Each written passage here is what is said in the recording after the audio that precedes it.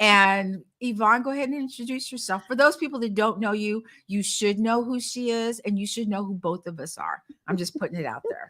Yes, I'm salty today. So there it She's is. extra salty. Watch out.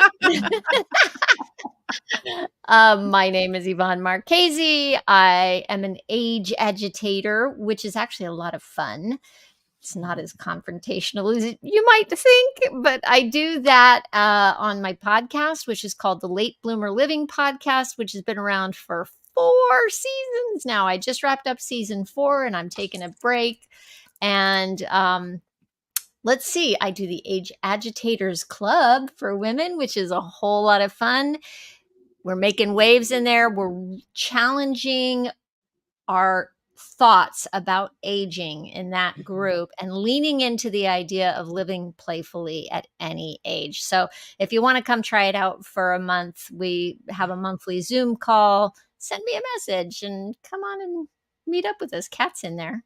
I'm in there. I don't know It's which way to point fine. to get to you. Oh, yeah, we have an audience. Oops, sorry.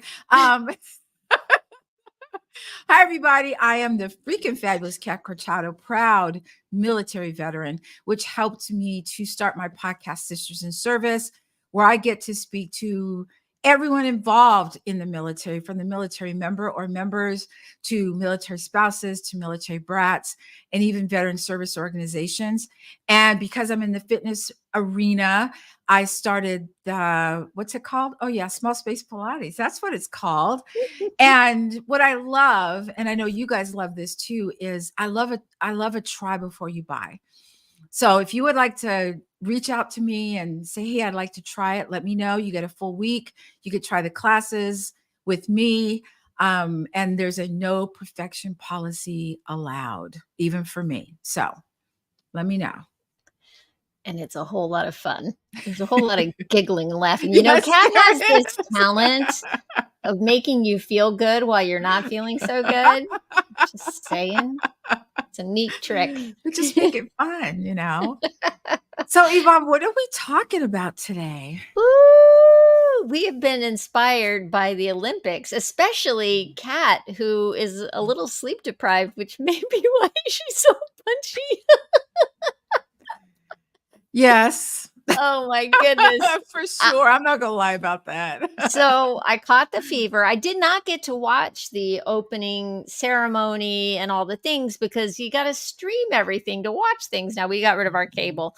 So, but my husband was like chomping at the bit to watch it. And so finally we signed up to the streaming service and we've been watching for a couple of days. It's been incredible. We watched gymnastics last night, like, you know, watching these athletes do their thing at such high levels and do it well.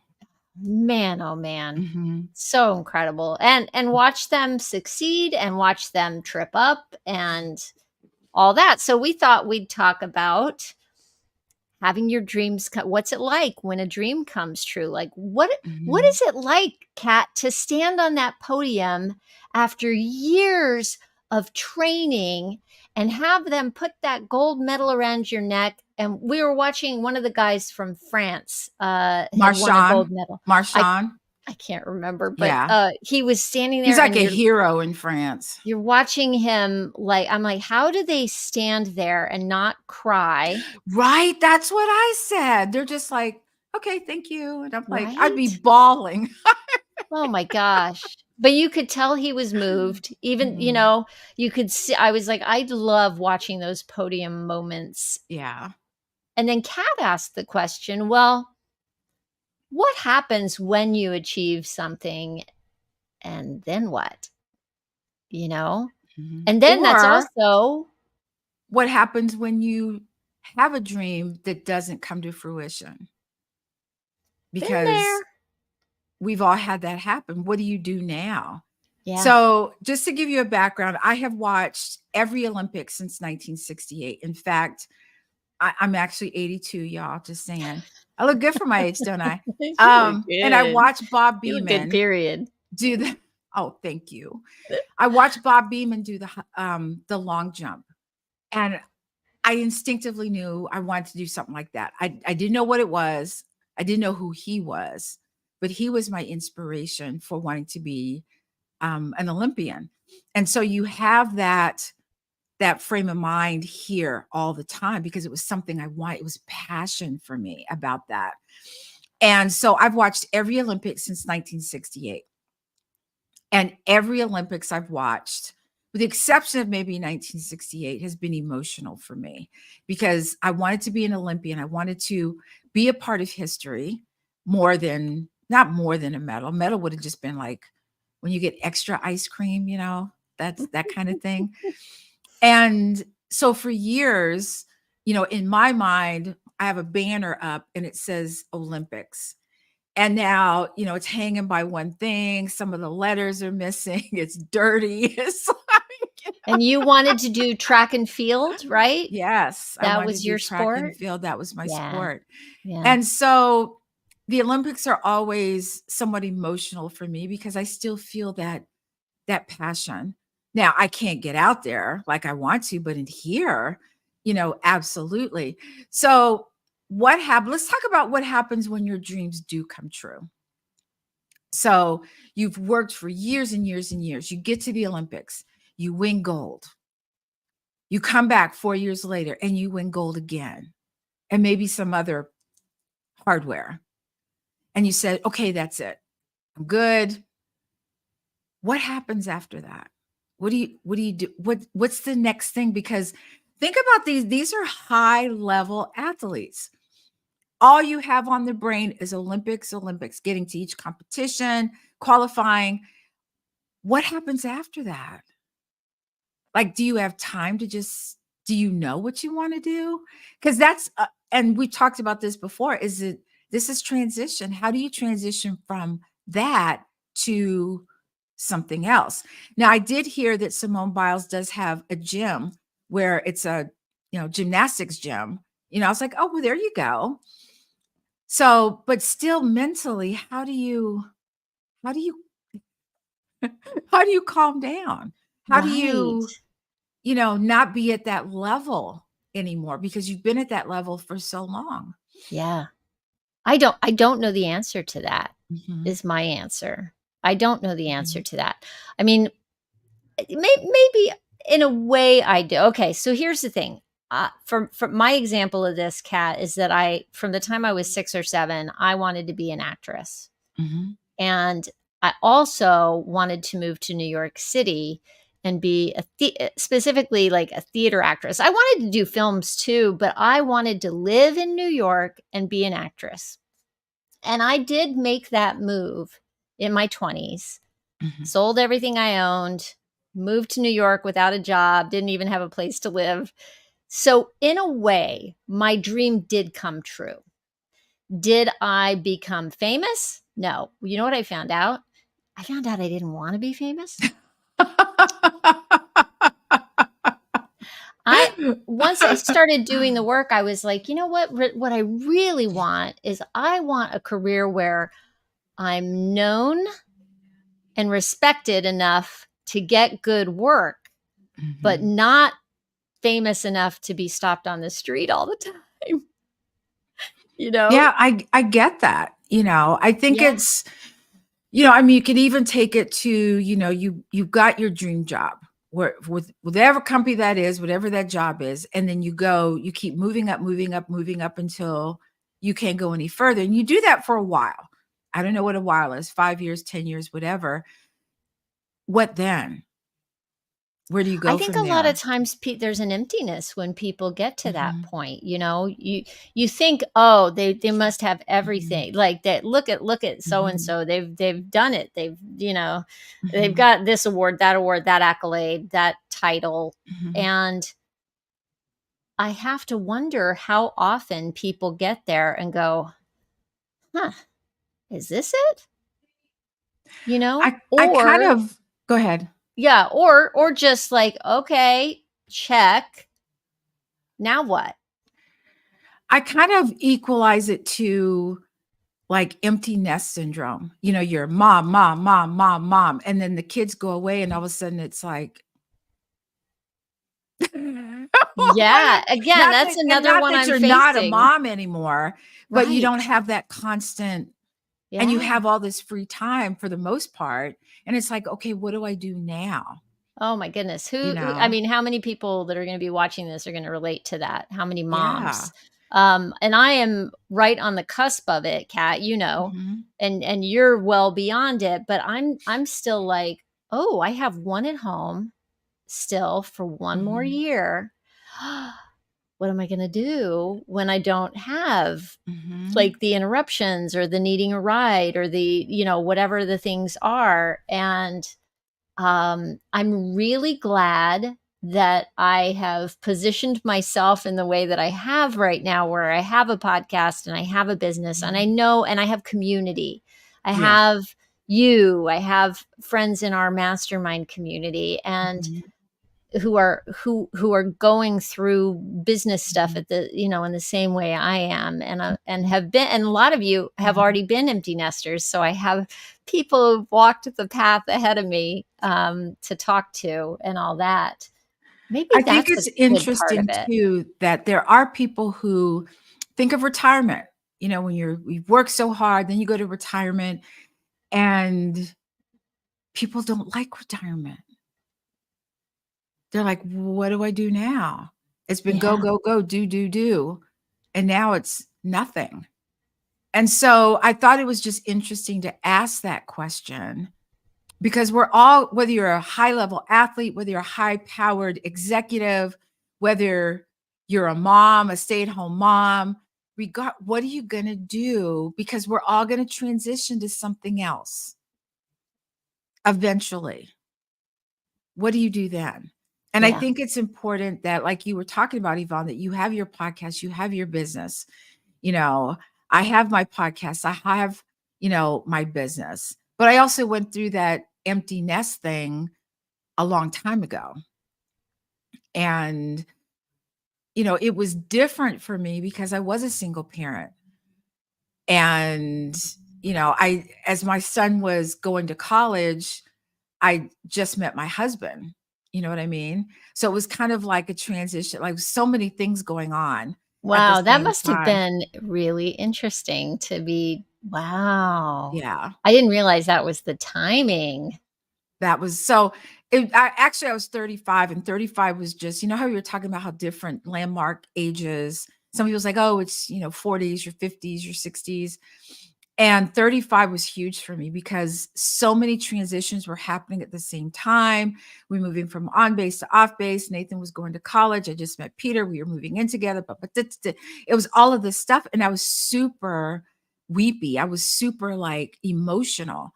And I Yeah, was like, I what is bet. wrong with me? But when Mm, I look back, I realized there was just a lot going on, yeah. you know. What's interesting? So you spoke about being weepy. Mhm, Let's talk about the transition from, let's say you have not achieved what you wanted to achieve and mhm, you're moving on.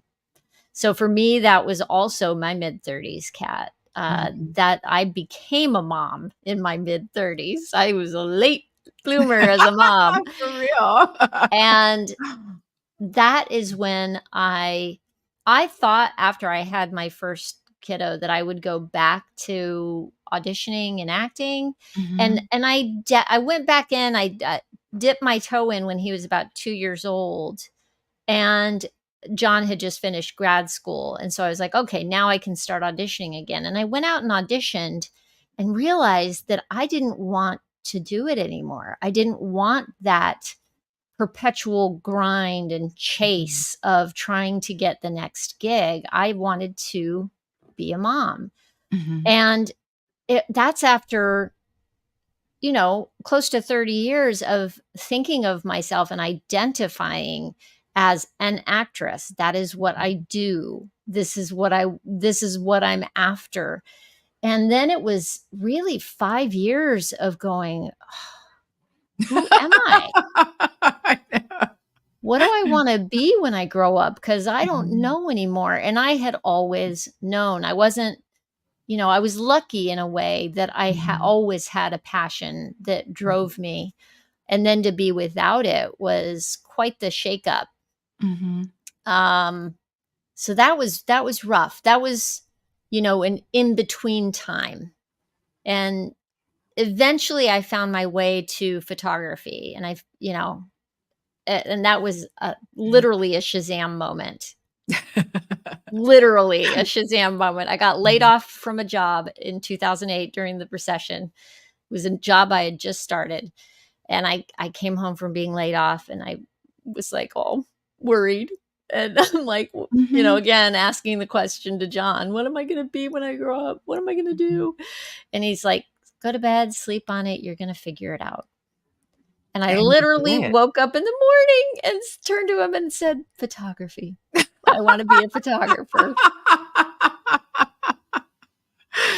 Eh, Hilarious. So here's what was happening in the background is, becoming a mom. I had been trying to take really good pictures with my little point and shoot camera of my nieces and my nephews. I love taking pictures of kids. I wanted to take pictures of flowers. And I got this little point and shoot that everything was disappointing. Nothing looked like what I wanted it to look like, and I tried to take baby pictures of my own kids, like when they were 3 months old. I tried to have like a little session with them, and I got cute pictures of them, yes, but Mhm. I had no idea what I was doing, and I didn't know I wanted to be a photographer. That was Mhm. never anything that had occurred to me up until it did, and then I was all in, Yeah. you know. Well, I think so you made the decision that you weren't going back, and and not that you had to, but you wanted to, after being laid off, you're like, let me pivot and go into photography. But I'm going to ask the question to our audience is, have you ever had a dream and you were working towards that dream and then the rug is pulled out from underneath you? Like for years, I wanted to go to the Olympics for years. I'm talking 10, 12, 15 years. I'm going, I'm going. And then life intervenes. What happens to that dream when you can't anymore? Like it's impossible to do it the way I wanted to do it when I was 15, 16, 17. Yeah. But what if we quick pivoted? Okay, let's look at that. I wanted to go to the Olympics. That's never going to happen. And if it does, then, you know, I'll be rich. But anyway, I can reframe it. So what I thought about was I'm going to the 2028 Olympics in LA. I can't be an Olympian. I can't participate, but I can be there. So sometimes we have to take that dream and reframe it. You know how you look at something like this and then you kind of do this, Yvonne, and you kind of do this, and then you're like this. That's how you have to reframe a dream. And some people don't know how to do that. They're like, it's got to be this way or it's not going to be any way at all. But then you miss out completely. And I That is don't such a want to great miss point. out Yes. completely. Yes. You know what has been helpful? Starting the podcast brought Mhm, some things into focus for me, I say, as a photographer. Um, because when I started thinking about why I wanted to even do a podcast, mhm, this is like, close to 10 years after I became a photographer, and I had finally gone full time. But I started looking at the future, thinking about myself at 70 or 80, knowing that I don't want to ever retire, and thinking, I don't know if I want to be doing photography at that time. What am I mhm, going to do? Anyway, started the podcast. And as I was prepping the first episode of the podcast to tell the origin story, I had an aha moment that way back before I gave up theater, before I had already been thinking about what else could I do if I didn't do theater? What mhm, else would I do? And I thought about radio production. And then having to come up with that story of why I'm doing this podcast, I realized that the common element between theater, photography, and podcasting is storytelling. So here's my mhm. question is what element of that thing that you wanted, what element of it could you take and apply in some other way? I don't know what that is, Yvonne, Right. because I here's the thing. It was almost like I felt like I had a superpower. Like I was when I needed the speed, it was there. It was just there. It never let me down. It was always there. I identified with that as a young person. That's my superpower. My mom has pictures of me running and chewing bubble gum. I don't recommend that to anybody, but blowing bubbles while I'm running, they're like, "How is she doing that?" And so when you took the dream away, that means my superpower went away too, or what I Mm, thought was my superpower. And mm, so then I had no identity. And at that age, you don't sit there and go, "Oh, well, who am I?" You just so I thought I could replace it. I could be really good at maybe fitness or be the best, blah, blah, blah, but it's not the same. mm. You know what I mean? I had to really work at it. And I'm glad that I have, but it's not like I could just flip a switch like I could or what I thought I could when I was running. It was just like, okay, Yeah. all pistons and go. Yeah. Like Speedy Gonzalez. It's like, what do you need? Got it. Boom.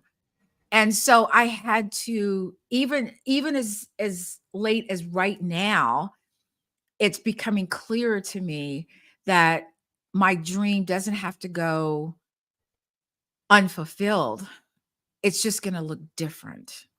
And so if you've had a dream, maybe it was being an artist. My husband he was a great, he drew, he drew. Okay. He knows how to, I never got past stick people. Me neither. And his parents said, "Well, you can't make a living like that." So he got accepted to an art school. And his family was like, "Nope, we're not paying for that." And he went into the military, and that's how we met, thank goodness. But I still, I tell him, I'm like, "Why did you stop?" It might look different now. And that's what I want to get across is that no matter what that dream is, look at it. So I'm looking at going to the Olympics in 2028, but I can't just say, "Yep, I'm going." What am I going to do from now until then? I'm looking at tickets. I'm looking at, some of the venues aren't even up yet, but I'm ready. So I know exactly where I want to stay, what I want to do. When do I get my tickets? How do I do all this stuff? Because it's on my vision board. I'm going. Do you still run? Is that a thing? I don't, but I it's funny you said that because I started looking up like senior Olympics, Yeah. Well, I keep thinking because of that for you well, actually, I but, keep thinking maybe I could, maybe I could, I don't know, stand on my own little podium. I don't know. But I think what happens is that, especially for competitors, is that as we get older, the competitiveness is still here. I Mhm. am super competitive up here. I can't translate it to this. And people's like, "Oh, you can't play," and I'm like, "Okay, maybe I can't, but I understand what I need to do." You know what I mean? It's like just because I'm older doesn't mean that competitive edge or that competitive nature. And I think that comes from passion for what I love so much and still love to this day, which is track and field. It's that passion it's like the Olympic flame, it just won't go out. So besides running, did you have other events that you loved to do? Well, I was doing the long jump, I was doing, the field part of track and field and running track, and one of my coaches said, "That's too much." He said, "Let's have you focus on here." And to date, my 2 favorite, races is, the 200 meters. Loved running 200 meters, You were a loved it. sprinter, weren't you? Is I was that a just sprinter. Yeah, Yes. I had a feeling, had a feeling. And, the other one was the relay. I Yeah. love the relay. So both of those I love all of it. I love watching all of it. But it was just this feeling of flying. And you know what's weird? And I'm just gonna go into this for a second. You know how people say, "Well, they break records. They've broken some records in the Olympics," and people say, "Well, why can't they just do that all the time?" Because the conditions have to be almost perfect. So every time I got a personal best or I broke a record, I felt as though I was running in mud. Like, I felt like I was just like, "Whoa." Like, Really? When you had PRs, you felt yes, like you were running in mud? I did. I felt like I was going so slow. Really? And then my coach would be like, "Oh my god, you just had a PR." And I'm like, "What?" It felt like, and the other thing, when I would run, it got completely quiet in my head. Like, I heard nothing on the outside, no cheering, nothing. It was super quiet, and I was in my head, and I'm running, and it was a Wow. beautiful thing. I still think about it. I'm like, "Oh my god, it was just awesome." But Yeah. yeah, it felt like I was running in mud. Like, I just felt super slow, like I was, running, like, and, I have dreams like that where I'm, like, trying to run and I'm going nowhere. That's not a good feeling, but but it's just an interesting thing. So I, yeah, it is. even, relating it to business, when you have this dream of running your business and you feel like you're not going anywhere, trust me, you're making bigger strides than you think you are. Truth. You know, Truth. you're Yeah. making bigger strides. And so, I'm just going to challenge anyone listening to this or listening to the replay is, what were those dreams? What did they used to be? Are they in a closet or in a box? Are they somewhere in here and you just kept it locked away? And so those dreams, not everything I dreamed was, now I go, "Ooh, no, I'm not doing that." But when you have this constant, how things start to come up for you? Every time I would see a track meet, every time I would see an Olympics, it would just bubble up. It would bubble up. And I'm like, "Yeah, no, can't do that. But maybe I can." Maybe you can. You just have to frame it differently. It's going to look different, but you can still do it. It doesn't, I mean, I'm not talking about just about sports, but, regardless of what that thing that you remember, that thing you just were so good at, and people are like, "Wow, you're so good at that," and you just did it flawlessly. Like, you didn't have to think about it, but you put it in a box, you put it in your head, and you kinda just said, "Eh, what does that look like now? Is it still a passion?" And that's how you know, if you think about it and you just get, my heart goes like this. And I'm just as scared for the Olympians when they're up there, especially on balance beam, I'm like holding Oh my my breath god, or, me you know, too. The divers, watching the divers, I'm like, "Oh my gosh, I don't get hurt, don't get hurt, please don't get hurt." and one of my dreams was not to jump off a 3-meter platform, I'm just going to say. But, it's just we get to a certain point in our life and we think it's over, or I can't do that anymore. Well, you can. Do you want to? That's what I'm Or gonna you say. could do again, I'll go back to that idea of doing something that has an element of it. I think that's what you're Mhm, talking about with going to see the Olympics. You're going mhm, to be in the space where you feel that energy. And mhm, so maybe you're going to be a spectator for that. mhm. But why not? Go see what that feels like. I And know. who knows, maybe you're gonna be doing the Senior Olympics before we know it because 'cause you're gonna get Coming inspired, to a town near you. No, I'm you just know? joking. I totally think I I'm believe in you, Kat. I'm I loo think you could. I did look it up. I will tell you that. I did look it up. I was looking at I have to look at the requirements because I think you have to qualify state and then you have to go someplace else and whatever, Well, but, you gotta start small, yeah, right? yeah. Anything that you decide to do at Mhm. any point, Oh, yeah. you're gonna be a beginner. That's Yeah. the part that's gonna suck because it's Mhm, like having to go through the parts of being a beginner, which at our age, we mhm. don't like being beginners.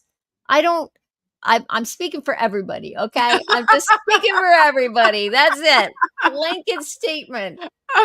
We don't like being beginners when we're this age because I think that we all feel like we should be Mhm, accomplished by now and know what we're doing mhm. and like look like we know what we're doing. Yeah. And it's embarrassing to flub and struggle in Mhm, front of other people. That's when I started doing photography, you know, you I had a vision in my head of what I wanted and I couldn't accomplish it. Mhm. There's Ira Glass has this great thing about being a beginner that he wrote, that he talks about how your taste exceeds your abilities in the beginning.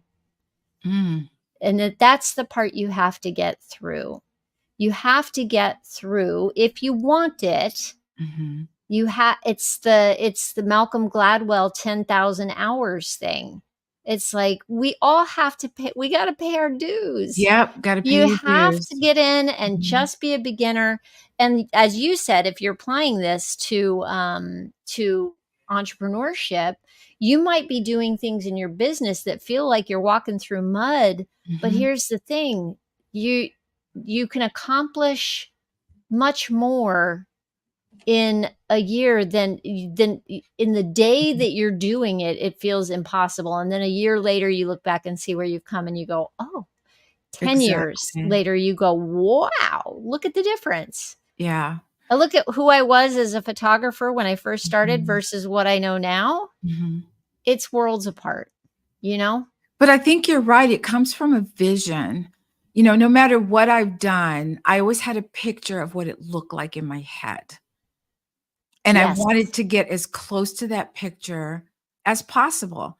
And When that's what you need that. Mhm. You've got Yes. I had the picture in my head of Mhm. being an actress in the city, and then I would walk around the city cat when I finally moved there, and Mhm. I was there for almost 10 years, and I would almost all of the 10 years, it would occasionally, like, hit me as I'm walking down the Mhm. street, I'd be like, "I live here." I know.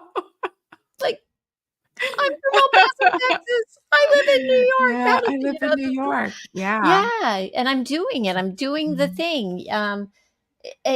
We need visions. Mhm. For my last episode of the podcast, a lot of this is bringing up the things that you guys, some people sent in recordings. And what I was thinking about was, what's your advice to your younger self? You know? And I just turned 56, and I look at turning 56, and I didn't have a big celebration. I didn't want it. I was like, not Mhm. because I felt bad about turning 56, but just because I don't know, I was in the mood. I worked that day, and I've arranged my life in such a way that I actually liked my work. So I was like, kind of perfect. Um and but here's the thing, I look at myself at 56 and think, is this what I thought 56 was going to look like? Mhm.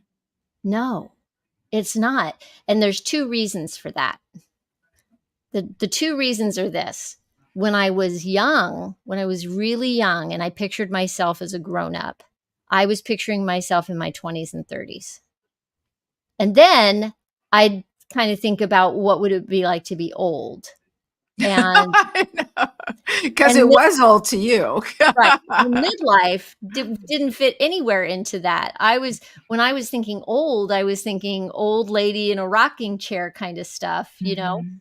And the midlife portion of it was not even a glimmer in my eye. So I had Mhm. no vision. I had no goals for this Mhm. part of my life. It was murky and muddy until I got to my 40s.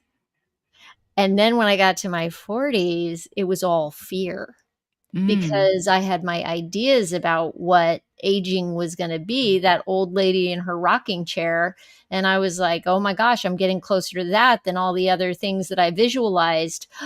Mhm. Fear, Mhm. fear, fear, and then thinking about my 50s was a fearful thing until I Yeah. started willingly changing my mind about Mhm. or questioning, well, is getting old really all that bad? You know? Mhm. And so I guess what I'm saying is we need a vision. And now I have a vision for what I want the next 5 years to look like, Mhm. the next 10 years, the next 20 years, 30 years. I Mhm. visualize those things. I think you have to. You can't just go I mean, I think you have to, I'm thinking about, hold on a sec. Sorry about that. Um, you can't just live day to day thinking, "Oh, what now? What am I gonna do?" You know? You I think you have can. to look, I think well, a you lot of people can. do, Mhm. but doesn't sound like a lot of fun to me. Yeah. How much more It's fun to not. come up with some kind of wacky plan I know. that feels like kind of butterflies in the stomach, Mhm. and kind of makes you go, "I don't know, can I? Can I Yeah. do that?" It's one of those dreams that it's just, you know how you're trying to reach for something and you can touch it, but it's just, it's right there, you Yes. know? That's where you wanna start.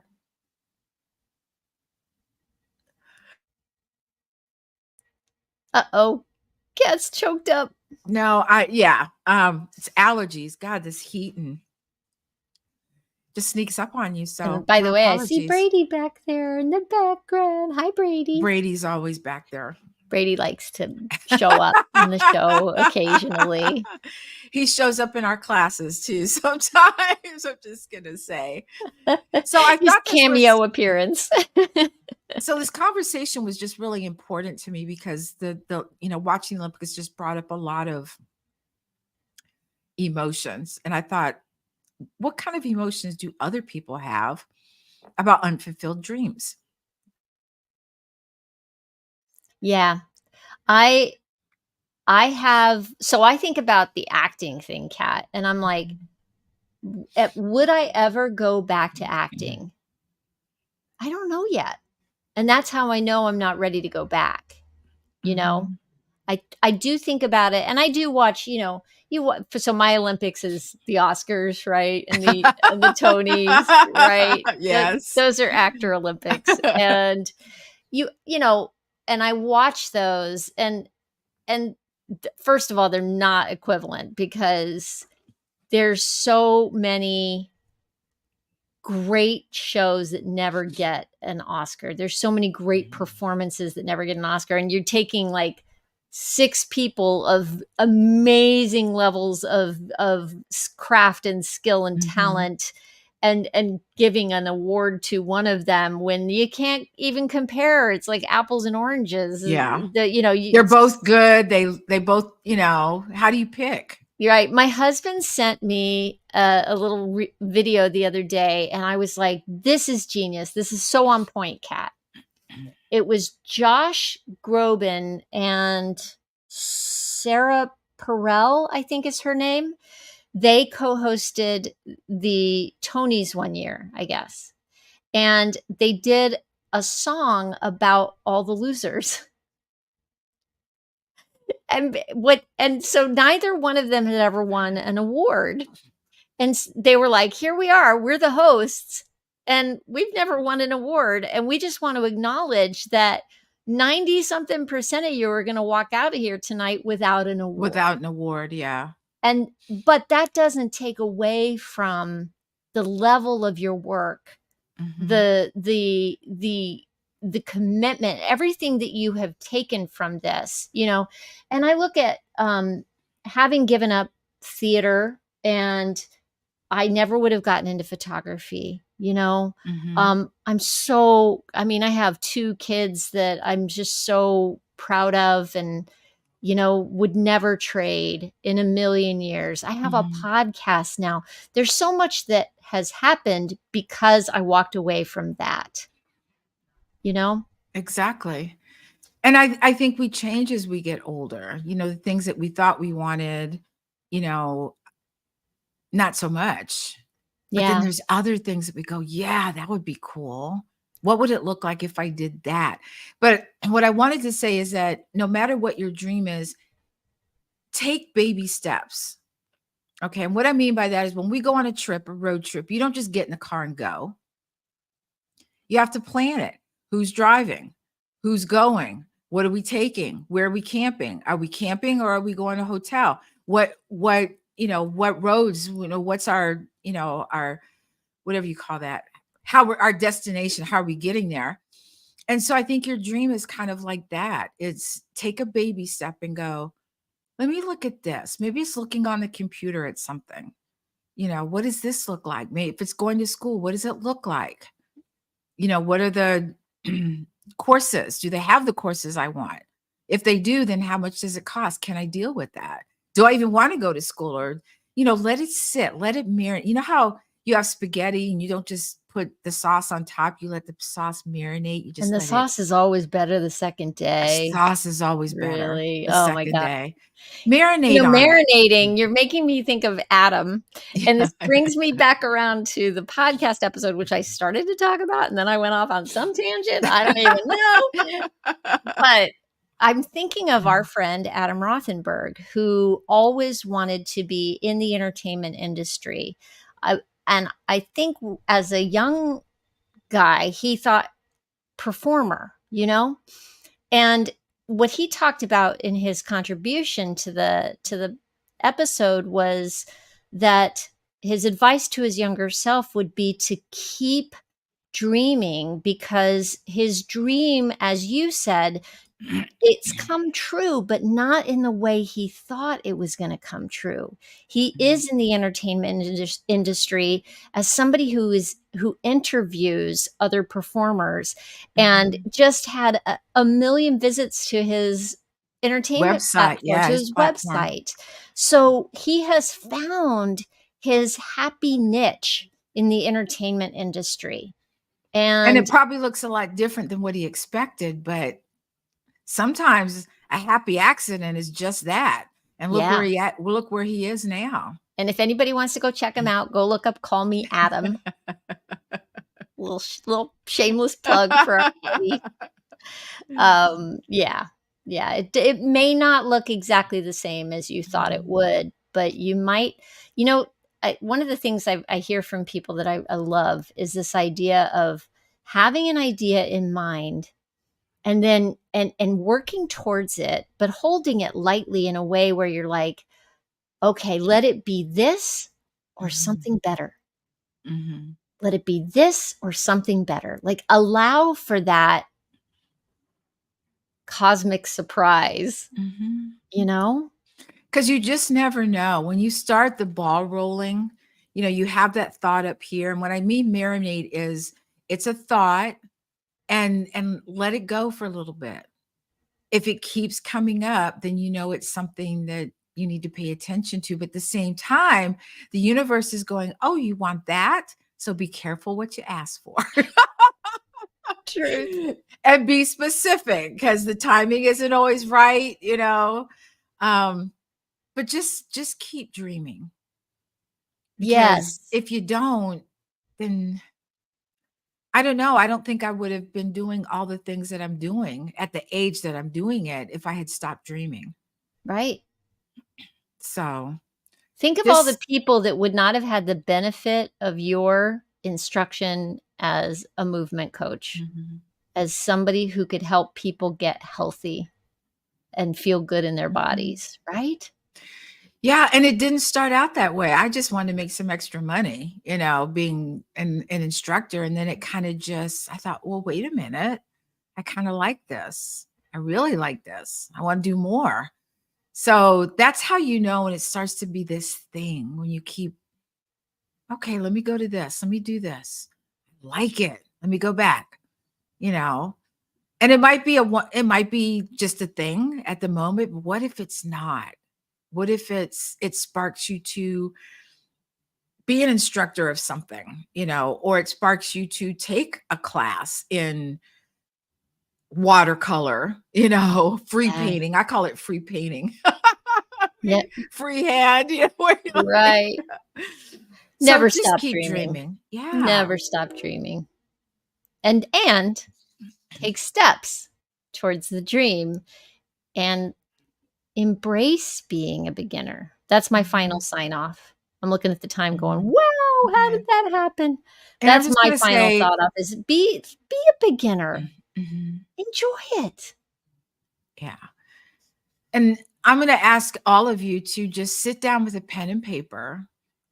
And you don't have to have it right in your lap. Put it off to the side. You might be watching something, and all of a sudden something comes in your mind. You go, whoop, let me write that down.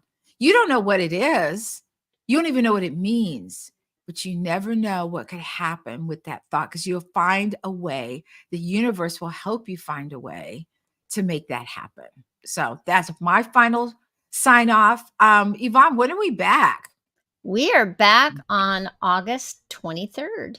Ooh. That's a Friday at noon. And I don't know yet if it's going to be just you and me or if we're going to have a guest. So Ooh, the stay tuned. suspense. All right, y'all. Till next time. Let us know what your big dreams are, or those dreams that slipped away from you. Please And throw it in the we would comments. That love, would be awesome. throw it in the comments. That would be great. All right. Till next time. Bye. Bye.